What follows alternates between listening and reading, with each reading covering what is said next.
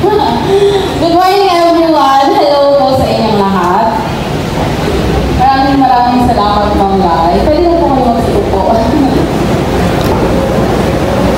Una po sa lahat, maraming salamat po. Gusto ko pong batiin o i-acknowledge ang ating butihin at masipag at sobrang ganda. At napakabata pa na itsura ni Madam, ang ating masipag na punong guro, Madam Arlene M. Matildes, po. Para sa ating mga head teachers, Sir Alfonso R. Mutlat at Madam Maria Cecilia G. Flores. Kapag-bata pa rin po. Lalo na sa ating mga minamahal, masisipag at naggagandahang mga guro. Hello po. Hello po. Lalo na sa aking former teachers. Grabe, ang bilis po ng panahon. Pati na rin po sa mga minagalang nating panauhin. Pati na rin po syempre ang hindi mawawala ang mga magulang at guardians na walang sawang sumusuporta at nagsasakripisyo para sa kanilang mga anak. Pati na rin po ang ating punong barangay at barangay officials na nangunguna sa pag-antabay ng ating kaligtasan ngayong araw. At higit sa lahat, ang ating mga magsisipag na boss. Sa buong sikap na nag-aral, magandang umaga po sa inyong lahat. Nagpapasalamat na rin po ako sa pagkakataon na ito dahil nasa inyo po akong harapan. Hindi ko po inakala, andito na po ako. Dati lang po isa rin po akong katulad nyo na nandyan. 2011, natapos po ako dito sa paaralan na ito. Maraming salamat po sa oportunidad na makapagbahagi po ng mga experience sa buhay. Para sa mga magsisipag na boss, pinabali ko kayo sa inyong matagumpay na pagkatapos ngayong taon 2025. Dahil sa inyong pagsisikap at pagtsatsaga ay unti-unti nyo nakukuha at nagkakaroon ng bunga at pag-asa ang inyong mga pangarap. Batid ko sa inyong tagumpay ang inyong mga magulang ang numero unong maligaya. Sila na walang sawang gumagabay, nakasuporta sa inyong bawat hakbang. Ano man ang inyong natatamasa at matatamasa pa, nakatitiyak ako kayo ay magiging kabahagi ng isang maunlad na bagong Pilipinas. Sa pagtatapos ninyo ng 4 na taon bilang junior high school, madami na kayong hirap upang maabot ang inyong pangarap. Pero ika nga, malayo pa pero malayo na. Huwag kayong titigil. Ipagpatuloy nyo ang inyong nasimulan.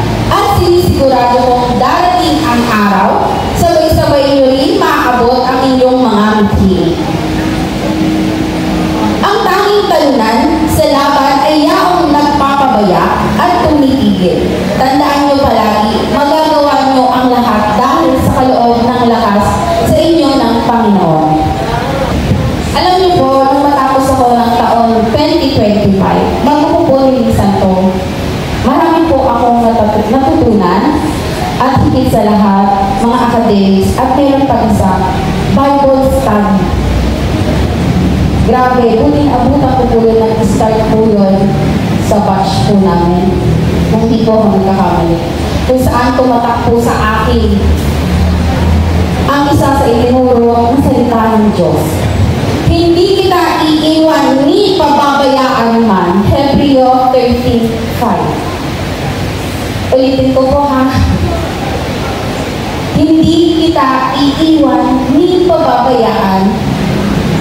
Hebreo 13:5. Grabe. Alam niyo po, baon ko po yun. Sa dami ko pong naranasan, yun po yung nagpatibay po sa akin. Kumbaga, yun po yung baon ko bago po ako umalis dito sa school na ito. Ito po yung naging sandata ko. Dala-dala ko hanggang ngayon. Dahil patunay, nandito po ako sa inyong harapan na hanggang ngayon hindi niyo po ako pinababayaan. Sa kabila po ng mga, syempre hindi po tayo perfect. Marami din po akong nagawang something na talagang, alam niyo naman ako, pagka nagkakamali tayo medyo talagang nagkakaroon po tayo ng guilt. Pero hindi po yun naging hadlang para tanggapin po ako nila. Ngayon na nandito po ako sa inyong harap,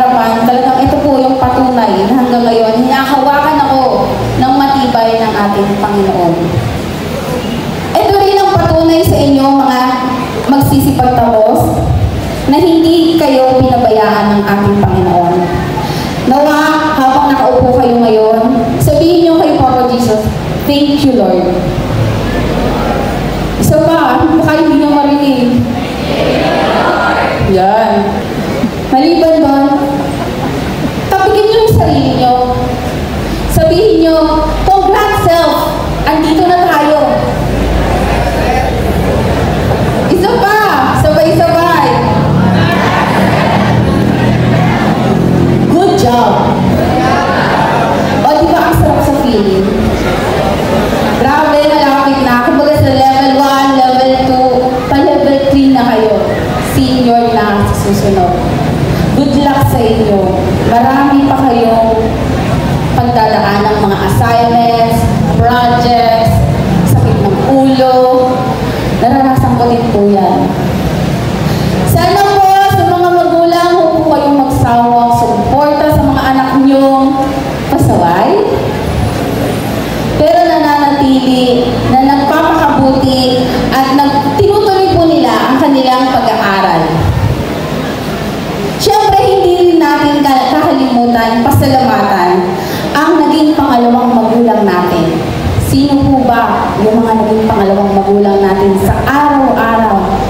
5 araw sa 1 week, 5 araw sila yung mas kasama nyo.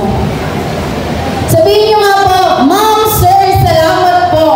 Ma'am, Sir, salamat po. O, diba ang sarap sa feeling? At syempre, wag nyo rin kakalimutan. Bago kayo umalis dito, lapitan nyo lahat ng mga guro ninyo na talaga walang tigil, walang pagod, na kahit nasa bahay na, inaasikaso pa rin yung mga obligasyon nila bilang guro para sa inyo, para pagkakinabukasan, perfect, okay yung sasabihin po nila at ile-lesson nila sa inyo. Ang tema po natin ay ang Generation of Unity, Partners for the New Philippines. Ano po ba yung unity? Ang pagkakaisa, ang pagkakabuo o pagtutulungan ng mga tao sa isang samahan, pamayanan bilang bahagi ng isang samahan, sumusunod tayo sa patakaran at gampanin upang maabot ang mga pangarap o hayag ng sambayanan sa pinagbibilangan. Paano nga ba bilang kayong students pa din? Paano nga ba? Ako po bilang naging estudyante na rin po, para po sa akin bilang makakatulong din sa buong Pilipinas, unang-unahin po natin sa bahay. Paano po ba? Pagiging mabuting anak. Yun po ang huwag na huwag niyo pong kakalimutan. Alam niyo po kung bakit? Kapag may respeto at pagmamahal po kayo sa magulang, promise 100% bongga ang binibigay ng biyaya ni Lord. Kahit na anong hirap, ibibigay niya po sa inyo. Huwag na huwag niyo pong tatalikuran o kakalimutan ang mga magulang ninyo. Kasi po, kung di dahil po sa kanila, wala po kayo dyan sa kinauupuan mo. At higit sa lahat, ang pagiging mabuting anak ng Diyos. Huwag niyo po kakalimutan yun. Sabi ko nga po kanina, hindi tayo perfect. Pero alam niyo, kahit anong pagkakamali dumating sa atin, tatanggapin tayo ni Lord. Basta, willing po kayong humingi ng tawad sa Kanya. Siyempre, ang pagiging mabuting estudyante sa eskwelahan. Huwag na huwag niyo po kakalimutan yun. Kahit na po, ang pagkakalala ko po ang pangalan ng nagsiservice dito or nililinis si Ma'am Celso. Hindi po ako nagkakamali. Tama po ba? Grabe! Pag po nakikita ko po siya lagi dyan, kung saan man po siya naglilinis, binabati ko po siya. Oh, wow! Congrats, Ma'am Cel! Batiin niyo po, ay, tapos na po pala. Pero sana na-appreciate niyo po siya kung bakit po malinis ang paaralan nito.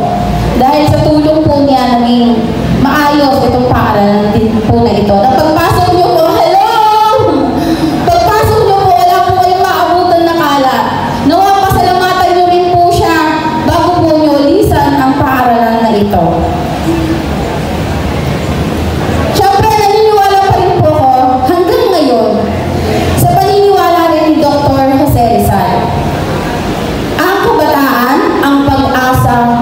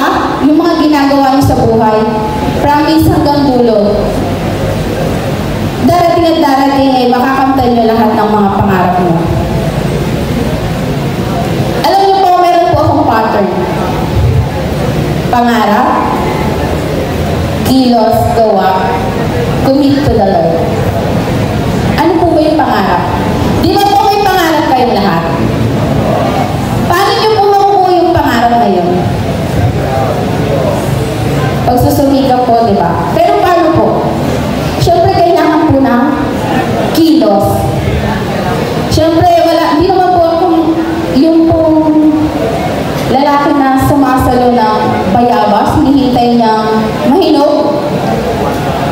Naging ganun po ba kayo? Yung naghihintay na lang po kayo, imbis na pitasin mo na lang, hinihintay niya pa na bumagsak. Sana po wala na pong ganun. Para at least lahat po kayo, maganda po yung matatamasa niyo. Then, commit to the Lord. Ito po ang isa rin po natutunan ko sa salita ng Diyos. Commit to the Lord and your plans will be established. Proverbs 16:3. Ulitin ko po. Commit to the Lord and your plans will be established. Proverbs 16:3. Ano po ba ibig sabihin nun? Lahat po ng gagawin ninyo, idadamay nyo, isasama nyo ang ating Panginoon. Para i-guide niyo po kayo. Trust po, pagkatiwalaan niyo po si Papa Jesus na lahat ng ginagawa niyo po maging maayos. Maging isang halimbawa, inspirasyon yun para pagbutihan niyo pa yung pag-aaral niyo. Sa kabila ng mga maraming pagsubok sa buhay, alam ko po na kapag kasama niyo si Lord sa inyong puso at isipan, talagang malalampasan niyo po ito. At ang pagkakaroon ng tiwala sa sarili. Huwag po kayong panghinaan ng loob. Dapat po sa lahat ng dumarating sa inyo, sa lahat po araw-araw, kailangan may lakas po kayo ng loob harapin ito. Kagaya po niyan, magsisenior na po kayo. Mas magtataas na po or kumbaga yung hirap madadagdagan po. Sana po kahit gaano kahirap, kahit gaano napanghihinaan na po kayo ng loob, sasama niyo po lagi si Lord at yung trust niyo sa sarili niyo para kahit gan pa man po hindi po kayo babagsak. Ngayon po, meron po akong inihanda. Kung nakinig po kayo, pwede po akong bumaba.